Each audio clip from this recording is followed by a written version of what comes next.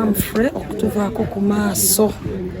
Nze nno nga Shamim malende Humphrey abadde muganda wange kumpi ddala olw'ensonga nti Humphrey famire yaabwe y'amayanja n'eyaffe y'amalende wali ekawempe twawula nzija era Humphrey oyo mu kukula kwaffe nga tujja tukula Humphrey twali batooko naye yajjanga nnyo ewaka n'abeera ne brother waffe gwe bayita Kaya Hassan nga bwe bakanikiranga amasimu ne bakanika radios olumu ne computers. So n'olwekyo Humphrey yajjanga nnyo ewaka naffe nga tubeera ewaabwe mu lujja. So ne tubanga twakula ne tuva mu mukwano ne tubanga family zino zifuuse nga z'abaluganda. In fact ewaka eyo waba Mayanja waliyo ne omulala bamuyita Henry Mayanja ne Joseph Mayanja naye mukwano nnyo gwe Kaya Hassan naye eka yajjangawo nnyo era abadde ajjangawo nnyo.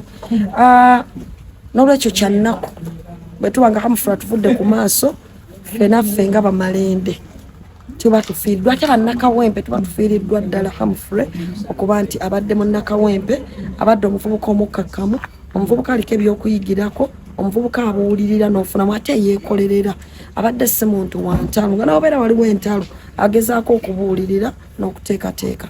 N'olwekyo tulaba nga alese ligasi y'amaanyi eyeetaagisa abavubuka n'abalala okuba nga bayigirako oba bakoppa. Tumufiiriddwa nnyo, twagala kusaasira maama, tusaasire taata, tusaasire nnamwandu, tusaasire bannakawempe, tusaasire ekisaawe kya entertainment kubanga abadde mugazi Humphrey abadde takoma eri mubiri byokka ate ne Bulaya gy'abadde yagenda abadde yakola emikwano. So Humphrey abadde muntu mugazi nnyo ng'anyamba ate ng'ayagala nnyo omwana omuwala n'okusapootinga omwana omuwala. N'olwekyo tusaba Mukama Katonda amutaase amusaasire ebyamusobako ate ne famire abeere ng'agigumya. Mpozi n'akalala taata Mayanja ate naye bw'ogenda ku sayidi eyaffe y'amalende waliwo taata Sendagire taata wange omuto ate oyo baakolako bonna mu coffee marketing board emabega. So ogenda okulaba kali ke nkugambye nti bwe ngamba nti Humphrey muganda wange olabira ddala nga kikwatidde ddala ng'ekigwiridde kumpi kiba kigwiridde ddala naffe mu nju munda era tubadde tulina okusitukiramu okusobola okulaba nga tubeerawo. Amawulire gano gansanze mu kibuga wakati mbadde nva ku telefayinawo mbaddewo ne show naye tubadde tulina enteekateeka y'okugabula abantu baffe ebintu ebikwatagana ne Easter nga tulina gye tulagaawo mu Makindye wabula amawulire ne gatugwako. So n'olwekyo ne tugamba nti buli kintu kyonna kisobola okuyimirira ne tusindikayo abantu abalala ffe ne tujja wano ekitiko birongo okusobola okubeera okunjolerwa awamu ne famire n'okutuusa okusaasira kwaffe. Ebbanga lino eno tubadde tetukyakuwulira nnyo ng'ovaayo okwogera ku bintu bya Nuupu ensonga za Nuupu. Ensonga za Nuupu zo mbadde wendi nga twogera ku bintu ebyenjawulo n'okusingira ddala okulwanira eddembe ly'abannaffe mu makomera ne mu detention centers era nga omanyi nti ndi minisita w'ensonga z'eddembe ly'obuntu ng'ekiwamba abantu ekyonna tukivumira. Tubadde ku court martial tuli mu ebombo court martial tuli ku Nabweru ku court ne ku ICD court. So tusigadde nga tulina okutambula okulaba nti tuyimirira ku mazima n'obwenkanya ate n'ensonga eziruma banna Kampala tugezezaako okuziteeka mu platforms eziteekeddwa okuteekebwa. Tukoze enkiiko nnyingi twalonkinga kits z'abakyala okuyambako abakyala abazaala nga tebalina mwasirizi tuwamama kits ezo zabwerere zezimu ku programu zaffe nnyingi ezitambula. So ewaawo bino byonna bitambula naye ebimu ku ebyo bye twatunuulira ku Humphrey bye twamuyigako yagamba nga Shamim musigananga ku mulamwa bw'obanga ofunye obuvunaanyizibwa obukozesanga bulungi ne mulwadde mwabadde ali nga bw'ofune omukisa n'obanga oyogeddeko naye kasimu oba n'obanga mutambudde ne mujjanga bwe yali ku platinum twagendayo wamu ne brother waffe Kaya Hassan okumulabako naye ng'era agamba nti obulwadde bambi bunnuma naye obujjanjabi bukoze eki bukyatutawaanyaamu naye munsabire naye buli omu ali waali tova ku mulama gw'ekyo kyokola ki kyoliko beera mulungi eri eggwanga kubanga at the end of the day ojja kunnyonnyola buli kyokoze ki buli kyokoze ku nsi. So Humphrey abadde musajja mulungi n'ebimu ku bye tutambulirako by'ebimu ku bigambo byabanga atusibiriranga okubeera abalungi eri abantu. Twogere ku nsonga za mpuuga ensonga z'okugoba Mathias Mpuuga tezifaanagana nti bamugobye. Ekyabaddewo pulezidenti yamuwummuzaamu nga ssemateeka wa NUP bw'agamba kubanga akkirizibwa mu mateeka tuwabeera waliwo omukulembeze yenna anoonyerezebwako ku nsonga yonna oba akkiriza omusango nga NEC tennakola mulimu gwayo president asobola okusooka n'agira nga amuyimirizaamu ng'okunoonyereza okwo kugenda mu maaso.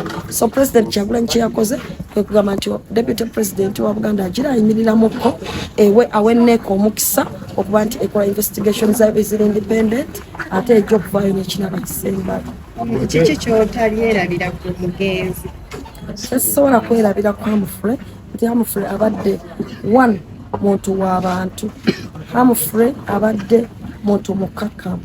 Humphrey abadde muntu eyeekolera ne mu bulwadde nga yadde alinamu obuzibu ng'akugamba mwakusobola okukola mukole ki buli omu emikono gye gyekigenda okweyimirira.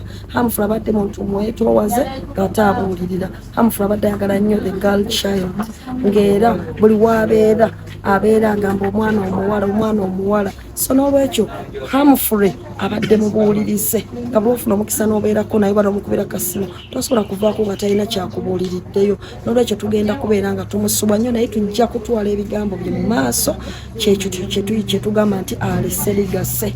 So tulina obuvunaanyizibwa ng'abasigaddewo okubeera ng'ebigambo bye yatugamba ne byazze ng'atubuulirira n'ebikolwa bye tubikoppa ebyo ebirungi tubiteeka mu nkola. Abasembayo eri famire y'omugenzi?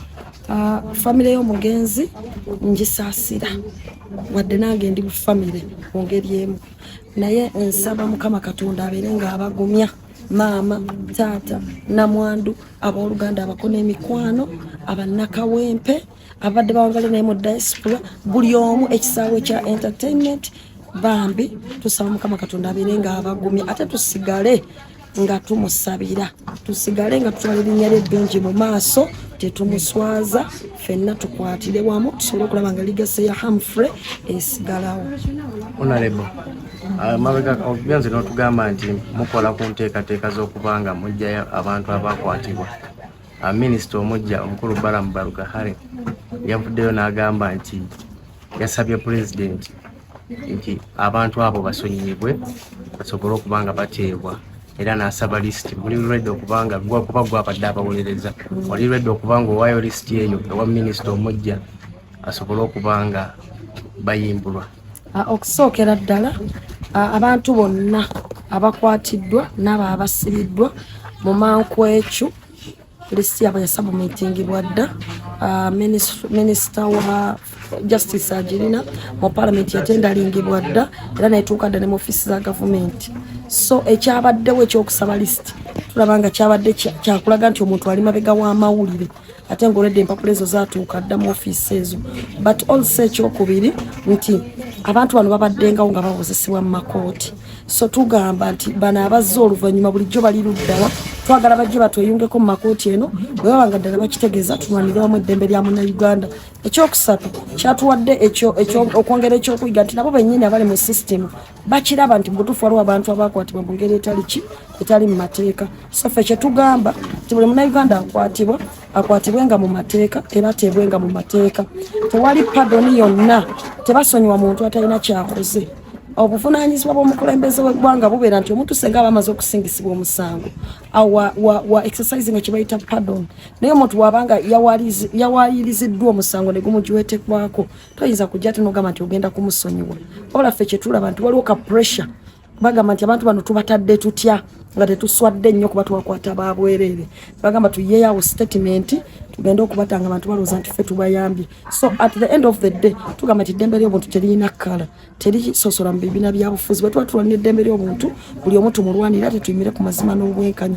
Mpozi n'ekyensembi ekyatuwewunyisiza nti abasinga bali mu kkomera baasibwala ebyo ebyambalo ebimyufu bye walabye nga omu ku babadde boogera mu maaso g'omukulembeze nga byayambadde bereeti alina ne ovule ebyo byennyini ensonga lwaki bali mu makomera n'30 bwe twakajja mu bombo kotimasho babakwatira ekyo. Kakati kye twebuuza ono ye yabadde abyambadde ng'ate asaba ye nga tebaamukutte twadde tusobole okuba nti essaawa yandibadde naye asimbibwa mu kotimasho. So tulina okugyawo ddaba standard eyo kuba erabisa nnyo gavumenti tyeringa nga abantu bano etulugunya abatulugunya nga tebalina busaawa.